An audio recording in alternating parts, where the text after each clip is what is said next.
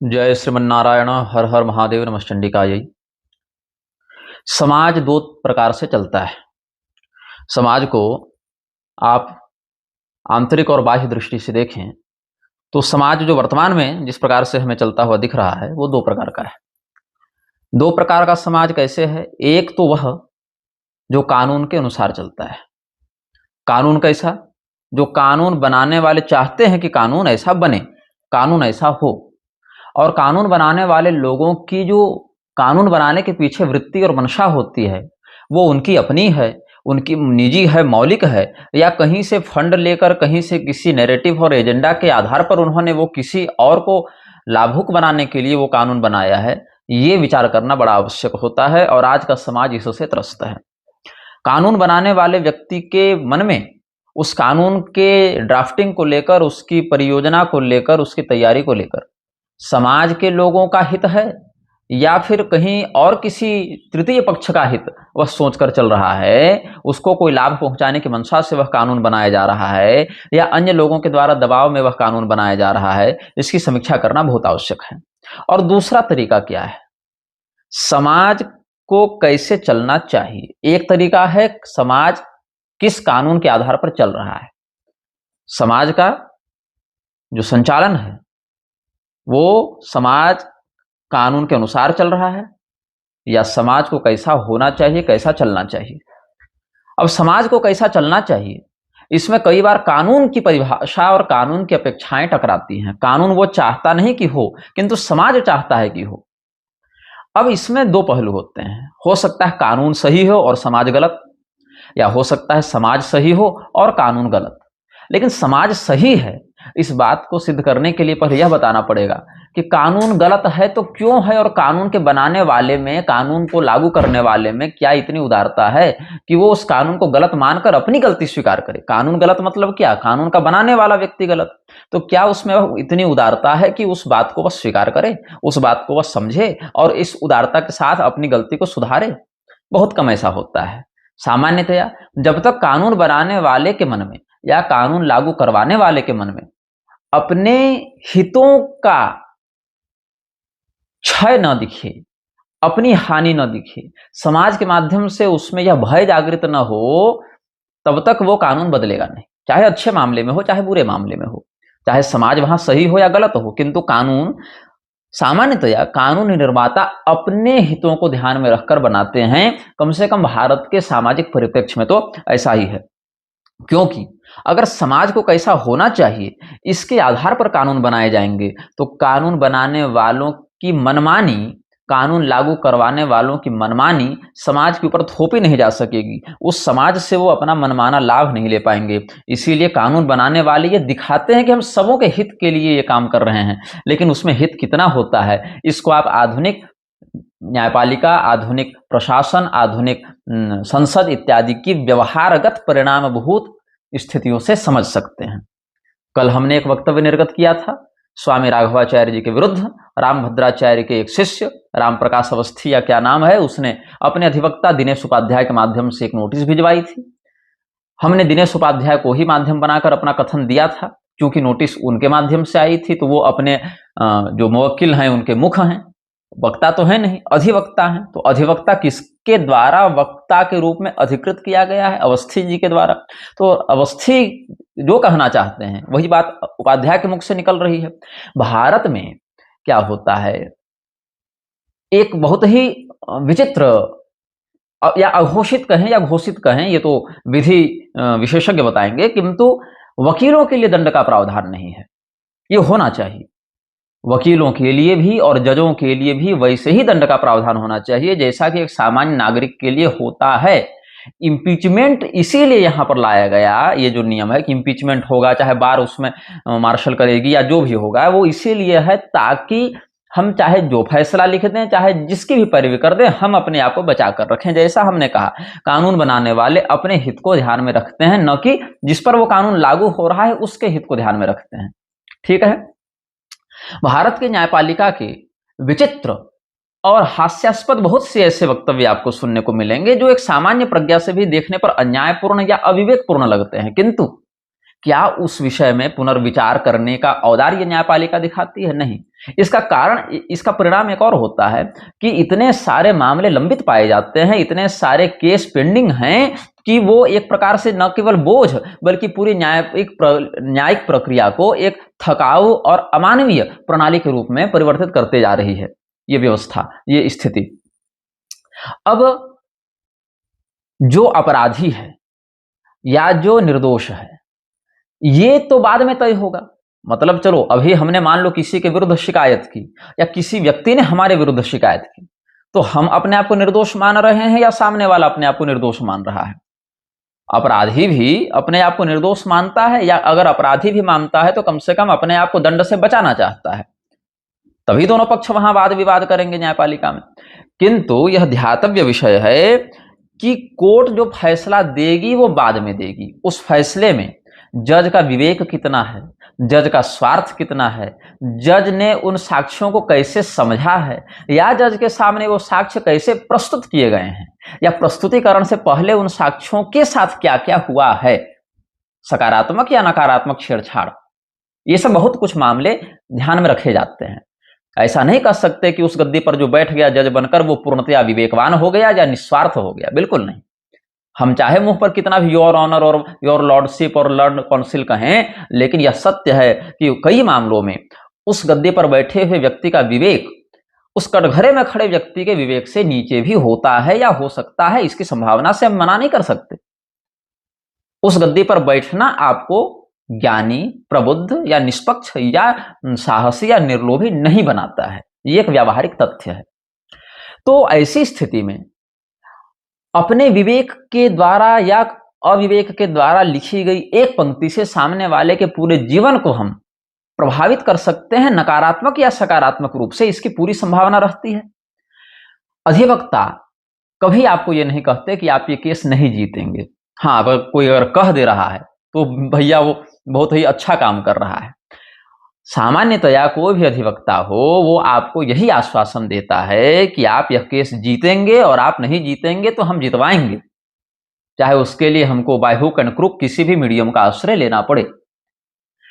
अधिवक्ताओं का एक कर्तव्य मैं समझता हूं कि जब उनके पास कोई मामला आया, अगर वहां पर उस मामले में आपका विवेक यह कह रहा हो कि यह पक्ष गलत है, तो कम से कम न्यायपालिका को एक अवसर तो प्रदान कीजिए कि उस पक्ष में जब जान रहे हैं कि आपका मुवक्किल गलत है तो क्यों उसकी ओर से पैरवी करने गए हैं आप।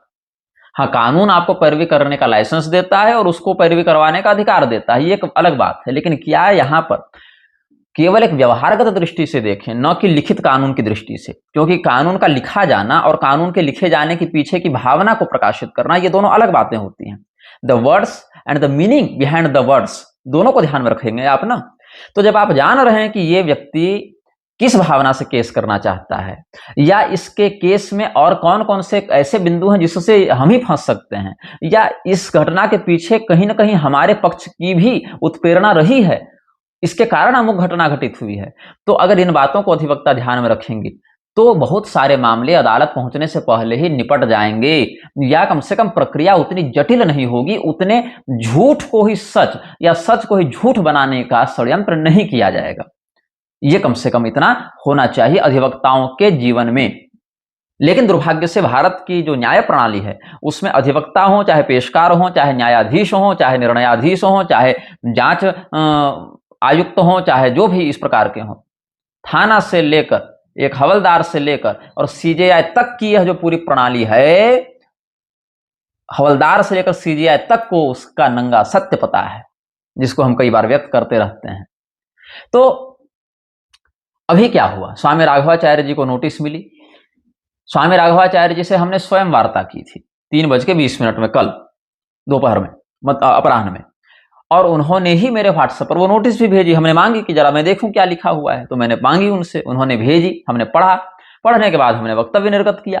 वक्तव्य में हमने अवस्थी जी के स्थान पर उपाध्याय जी को ही लक्ष्य करके कहा, प्रधान, क्योंकि देखिए वो जो बोल रहा है शिकायतकर्ता, उसकी बात आपके मुख से निकल रही है, तो हम आपके ही कानों में अपनी बात डाल देते हैं कि आप वो बात वहां तक पहुंचा दें या ना पहुंचाएं, क्योंकि हम तो उसको सीधे जान नहीं रहे। क्योंकि आपने उसका प्रतिनिधि बनकर यह नोटिस भेजा, तो फिर हमने भी अपनी बात आपको ही बता दी ताकि आप वहां तक पहुंचा दें या ना पहुंचाएं। अस्तु, बात ऐसी है कि शिवांश नामक व्यक्ति ने पता नहीं क्या संकल्प ले रखा है कि अगर हमारे मुंह से कोई बात निकल जावे तो उसका विरोध ही उसको करना होता है, एक होगा उसका कोई हट।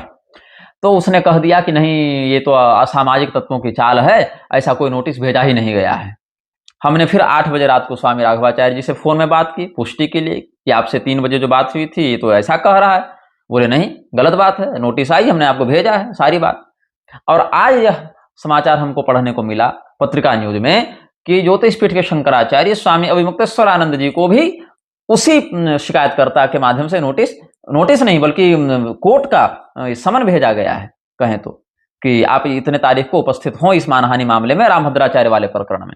क्या है, तो आपने पीएम का अपमान किया। क्या अपमान किया? पीएम को गोहत्यारा बता दिया आपने।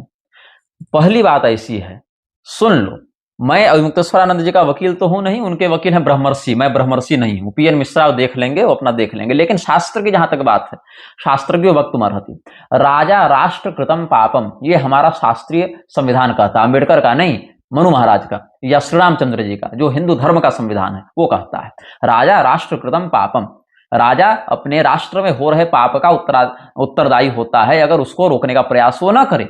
अब राजा प्रजा की बात तो रहने देते हैं, प्रधानमंत्री के ही स्तर पर बात करते हैं। तो प्रधानमंत्री के द्वारा या प्रधानमंत्री के द्वारा अधिकृत अमित शाह इत्यादि लोगों के द्वारा क्या भारत में गोहत्या को पूर्ण रूप से समाप्त करने की, प्रतिबंधित करने की कोई बात कानूनी रूप से लाई गई है?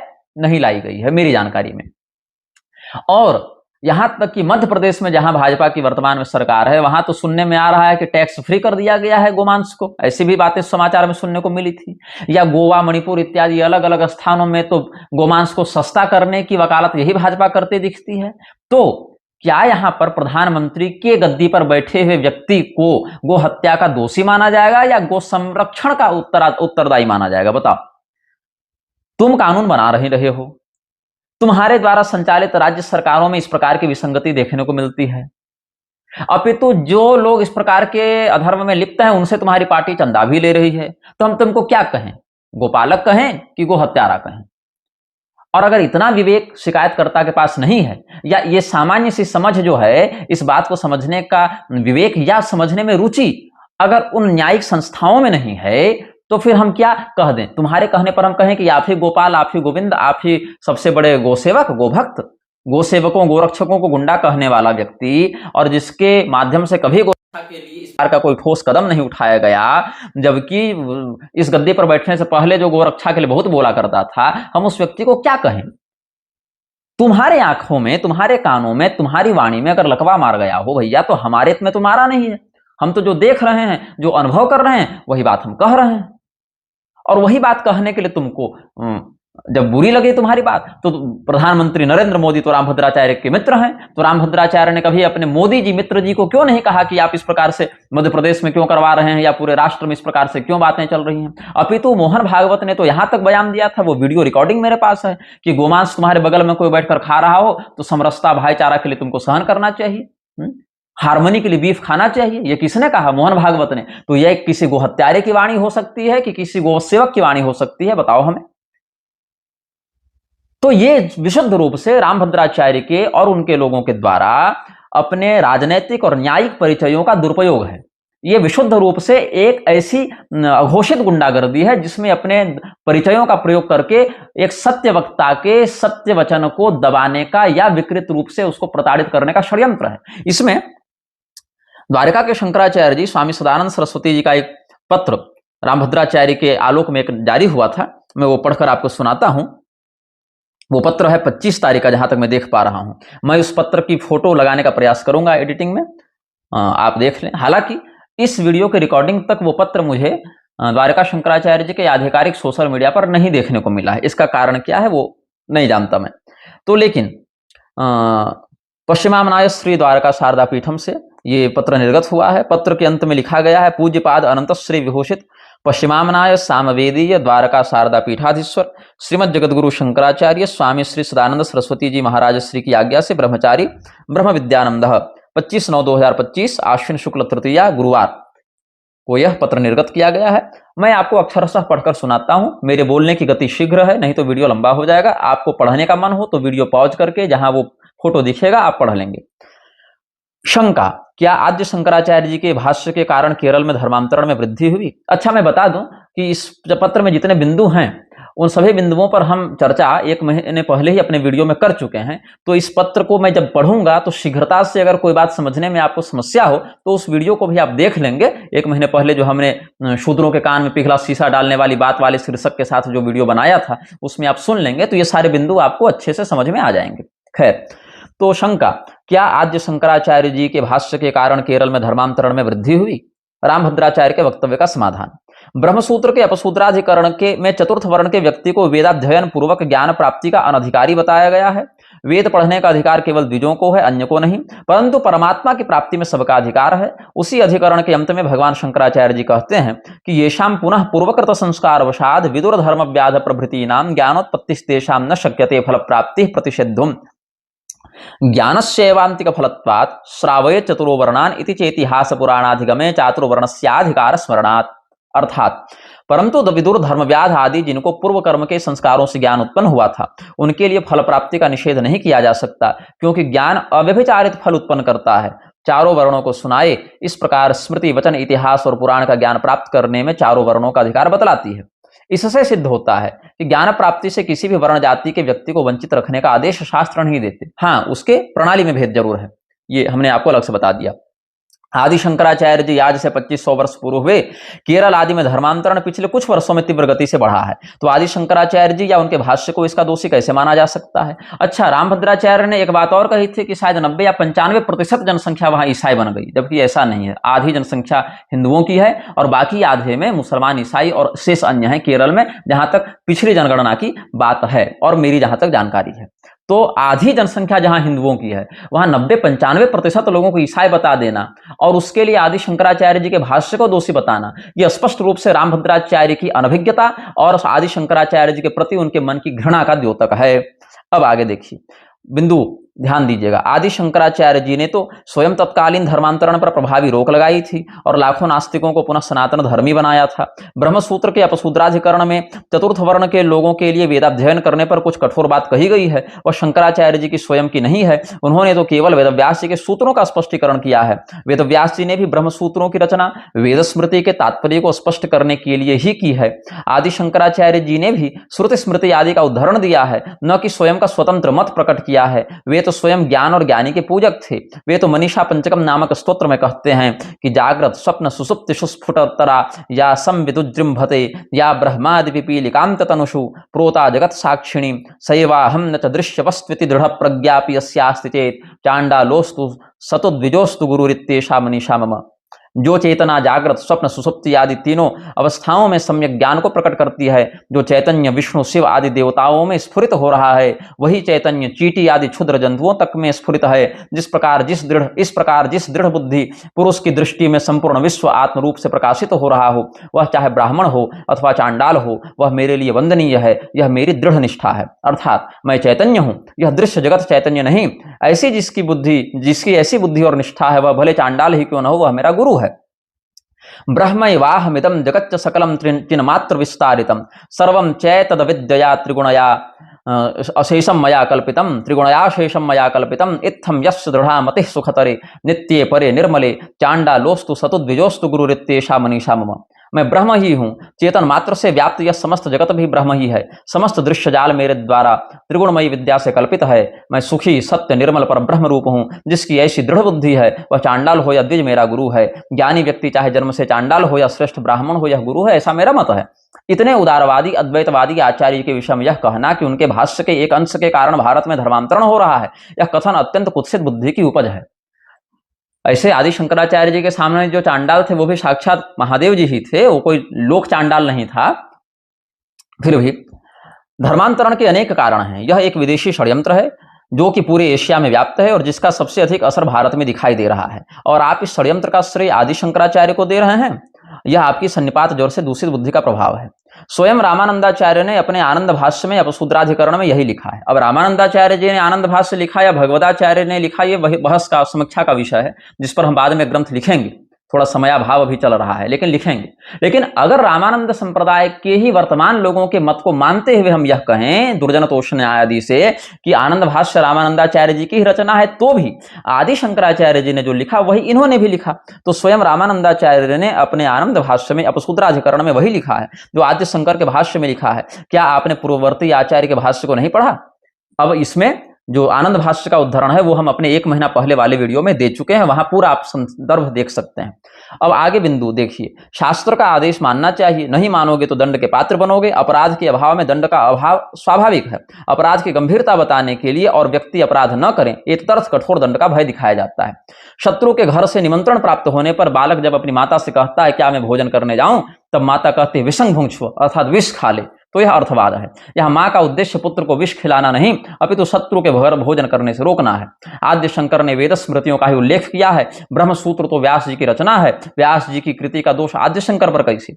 यदि शंकराचार्य जी संपूर्ण ब्रह्मसूत्र की रचना नहीं करते, मतलब ब्रह्मसूत्र के भाष्य की रचना, ये थोड़ा भाष्य यहां लिखना छूट गया है लिपिक से, केवल ब्रह्म अपसूत्राधिकरण पर भाष्य लिखते तो आरोप लगना समझ में आता है, पर उन्होंने तो संपूर्ण ब्रह्मसूत्र पर भाष्य लिखा है, केवल अपसूत्राधिकरण पर नहीं।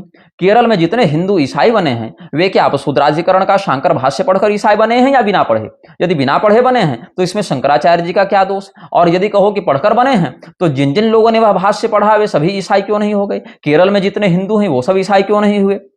यदि शांकर भाष्य से ही ईसाई बनते तो ईसाई लोग अपने शिक्षण संस्थान आदि में शांकर भाष्य पढ़ाना अनिवार्य क्यों नहीं कर देते? क्या कारण है कि केवल केरल में ही लोग इसके कारण हिंदू धर्म छोड़कर ईसाई बन रहे हैं, संपूर्ण भारत में क्यों नहीं?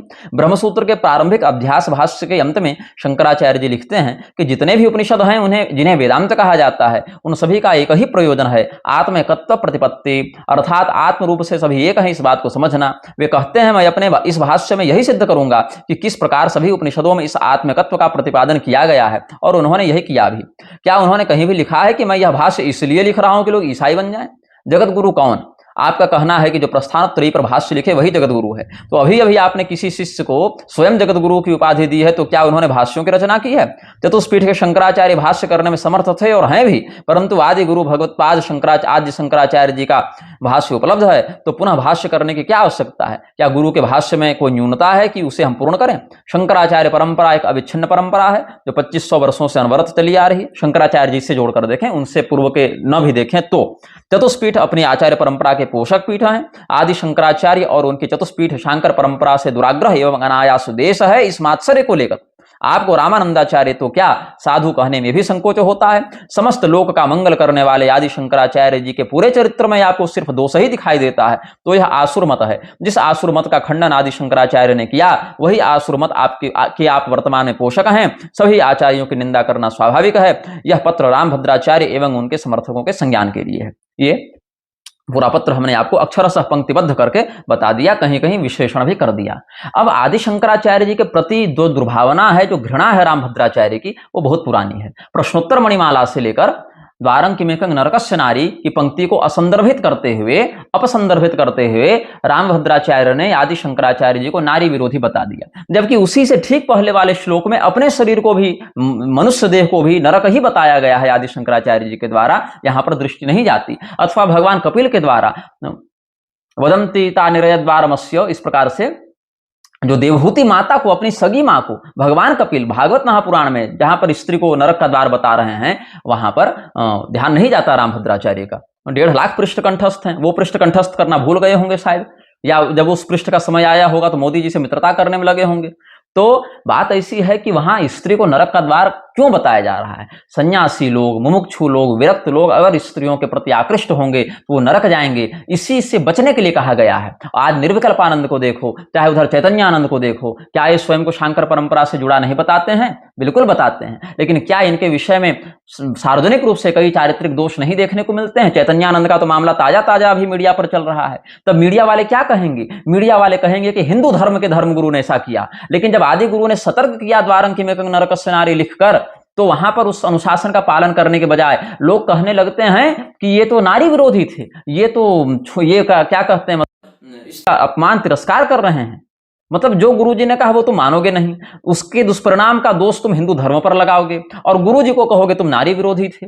तो ये मूर्खता है तुम्हारी, ये तुम्हारी शास्त्रज्ञता नहीं हो सकती। आज स्थिति देखो, हिंदुओं की बहु बेटियां न मठों आश्रमों में सुरक्षित हैं, न वो मदरसों में सुरक्षित हैं। उधर से लव जिहाद करके ले जाएगा मुसलमान, उधर जाकर मार देगा, काट देगा, बेच देगा या फंसा लेगा। अभी मदरसे से कहीं यूपी में ही छुड़ाई गई ना, शौचालय में 40-50 कितनी लड़कियां कैद थी। और अगर हिंदुओं के मठ में भेजोगे तो वहां भी ऐसे लोगों ने घुसपैठ कर रखी है, ऐसे लोगों ने वहां भी अपना कब्जा कर रखा है, वहां भी सुरक्षित नहीं हो। तो बात ऐसी है, धर्म ने नारियों के लिए जो अनुशासन बताया उसका पालन करने से धर्म बचेगा कि मनमानी करने से धर्म बचेगा, ये सोचो। व्यवहार निभाने के चक्कर में रहोगे, मैं तो कहता हूं आचार्यों को, व्यवहार निभाने के चक्कर में रहेंगे तो सामने वाला आपसे व्यवहार नहीं निभाना चाहता, सामने वाला आपको भी गाली देगा, आपके गुरु को भी गाली देगा, आपके देवता को भी गाली देगा। आज बताइए, पूरी पीठ के शंकराचार्य जी बोले गवई वाले प्रकरण में? मेरी जानकारी में नहीं। पूरी पीठ के शंकराचार्य जी के प्रधान अनुयायीगण बोले? मेरी जानकारी में नहीं। पूरी पीठ के शंकराचार्य जी के जो वकील चेले हैं सुप्रीम कोर्ट में, वो बोले? मेरी जानकारी में नहीं। गोविंदानंद बोले, क्या बोले? गवई बहुत अच्छे व्यक्ति हैं, राजा परीक्षित के समान उनकी तुलना करनी चाहिए, तो गवई प्रायश्चित कर रहे हैं, सब बढ़िया है, जो भी मतलब प्रशंसनीय कहा। क्यों? क्योंकि पुरी के शंकराचार्य जी के दीक्षित अधिवक्ता शिष्यों ने पुरी के शंकराचार्य जी के द्वारा अभिमुक्तेश्वरानंद जी और सदानंद जी को शंकराचार्य न मानने के कारण सुप्रीम कोर्ट में केस कर रखा है। गोविंदानंद वहां पक्षकार हैं और गवई के हाथों में सारा मामला है। तो अपनी दो पीठें स्वाहा हो जाए, फूंक डालें, ताप डालें, लेकिन अपना बयान बचना चाहिए। तो क्या बचाए आप बयान कि आप ही के चेले उनको ज्योतिष पीठ का महाराज कह के उन्हीं के मंच पर सम्मान दे और लेकर आ जाते हैं आप ही के शिविर के बगल में जाकर, और आप कुछ नहीं कर पाते। ये दुर्भाग्य का विषय है कि नहीं है? जहां पर सबको एकजुट होकर न्यायपालिका के अन्याय का विरोध करना था, वहां पर कोई बोलता भी है तो दबे चुपे जबान से, और कोई तो बोलना ही नहीं चाहता कि हमारे बोलने से कहीं सामने वाले का समर्थन न हो जाए, और फिर बात सब करेंगे हिंदू एकता की, कि सभी हिंदुओं को एक होना चाहिए। तो शास्त्रीयता की बलि देकर क्या हिंदुओं को एक होना पड़ेगा? अपने पूर्वाचार्यों को गाली देकर हिंदुओं को एक होना पड़ेगा? लोग मुझ पर आरोप लगाते हैं कि मैं अहंकारी हूं, मैं सबकी निंदा करता हूं और मैं अपने आप को सबसे बड़ा दिखाना चाहता हूं। उन लोगों ने कभी रामभद्राचार्य के वक्तव्य नहीं सुने क्या? रामभद्राचार्य के प्रवचन नहीं सुने क्या?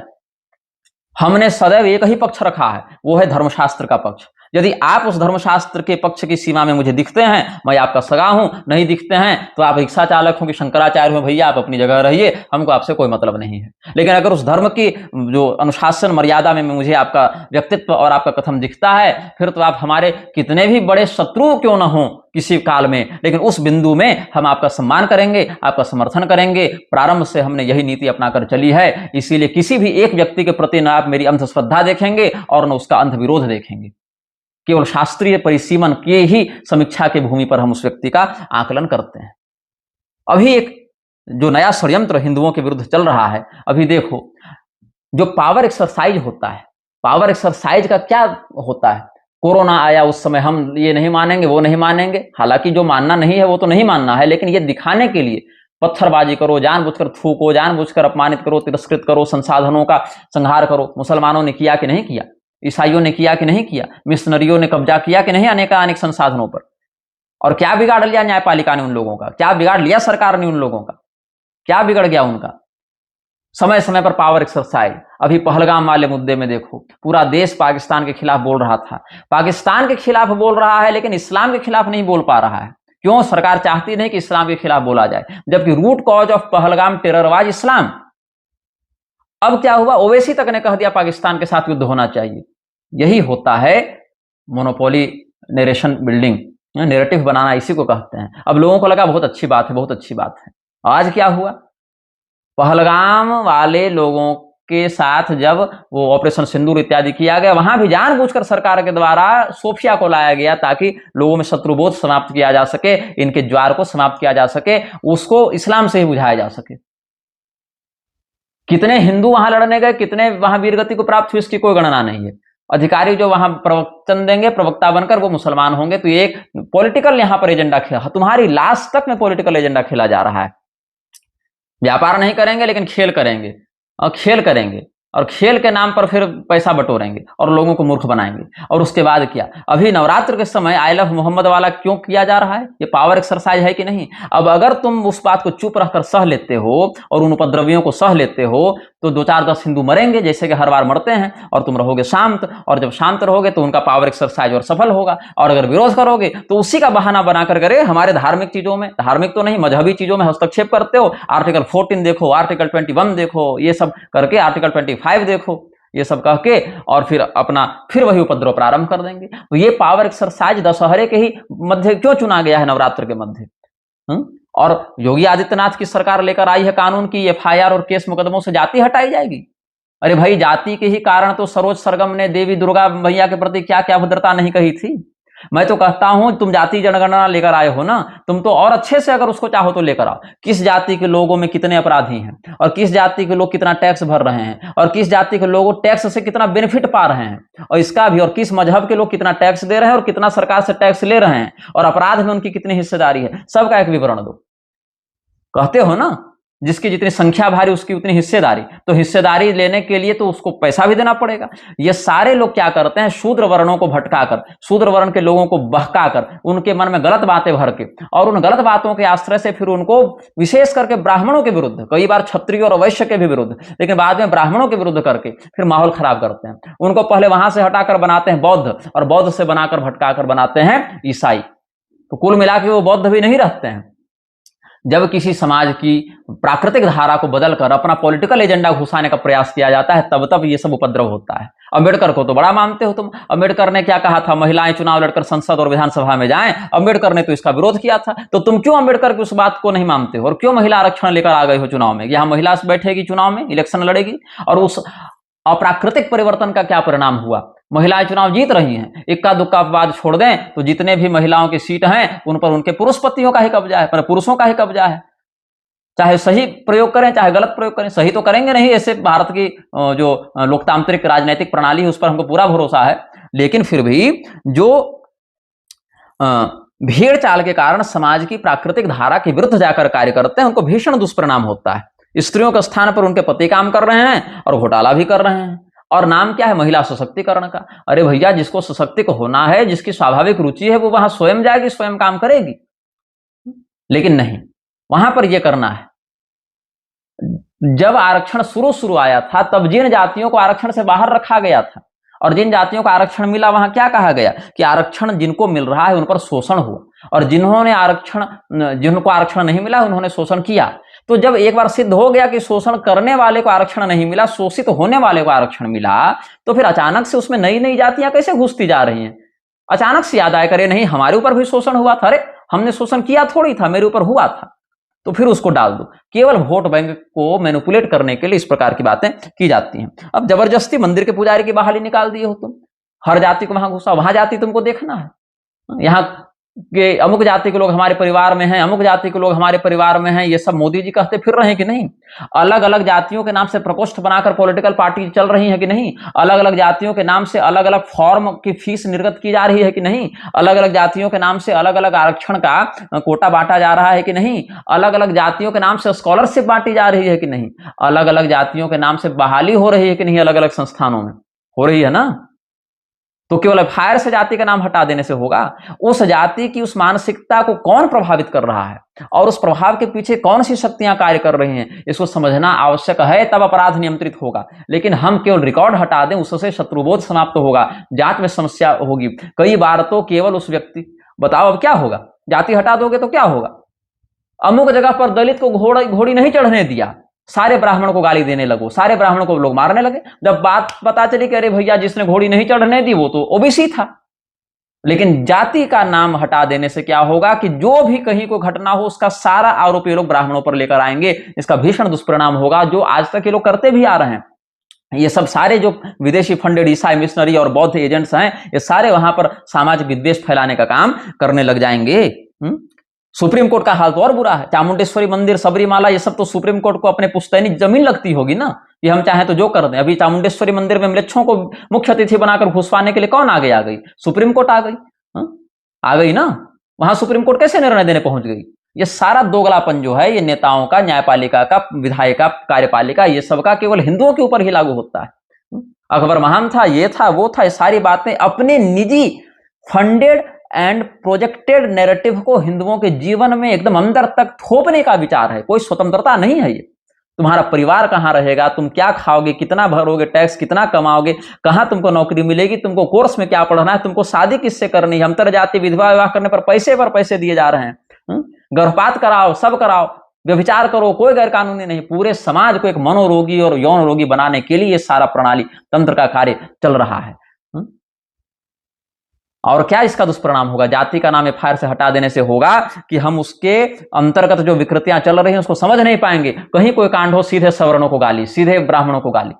कहीं मंदिर में कुछ होता है, क्या होता, पुजारी ने दुष्कर्म कर दिया मान लो, पता चला कि वो जो था सो तो ब्राह्मण पुजारी नहीं था, वो तो किसी अन्य जाति का था, या कहीं तो मुसलमान तक था। मुसलमान है पुजारी बन बन के घुसे जा रहे हैं। आदित्यनाथ का विवेक कहां काम कर रहा है कि खत्म हो गया है, बिल्कुल अन्न दोष लग गया है, क्या हो गया समझ में नहीं आती बात। केवल अपनी पॉलिटिक्स चमकाने के चक्कर में पूरी की पूरी व्यवस्था को तुम कितने बड़े खतरे में डाल रहे हो, इसका तुम्हें बोध नहीं है। और जितनी जातियां पहले शोषित थी, दबी कुचली थी, अचानक से उनकी संख्या इतने कैसे बढ़ गई? नहीं, हमारे ऊपर भी शोषण हुआ, हमारे ऊपर भी शोषण हुआ, और शोषण हुआ तो हुआ। हम फिर एक पक्ष ये उठकर कहने आ जाएगा इन लोगों का कि अशोक हमारे इतने बड़े सम्राट हुए, तो ये हमारे सम्राट हुए, तो ये हमारे सम्राट हुए। अरे भैया, तुम पहले तय कर लो कि तुम शासकों के वर्ग से आते हो कि पानी के प्यासे 5000 साल से मर रहे थे, ये तो कम से कम तय कर लो। हमारे यहाँ इतने बड़े बड़े वैज्ञानिक हुए, ये कर दिया वो कर दिया, इतने बड़े शिक्षाविद हुए, कि तुमको पढ़ने नहीं दिया गया वो बता दो कम से कम एक जगह पर आकर। को कहेंगे महिषासुर की पूजा करेंगे, महिषासुर का वर्णन गौतम बुद्ध करके मरे थे कि महिषासुर का वर्णन त्रिपिटक और जातक में मिलता है? कहां मिलता है महिषासुर का वर्णन? तो सनातनी धर्म ग्रंथों से महिषासुर लेकर आओगे। तो महिषासुर ने तो स्वयं को कभी बौद्ध कहा नहीं कि हम मूल निवासी हैं और बहुजन नायक हैं।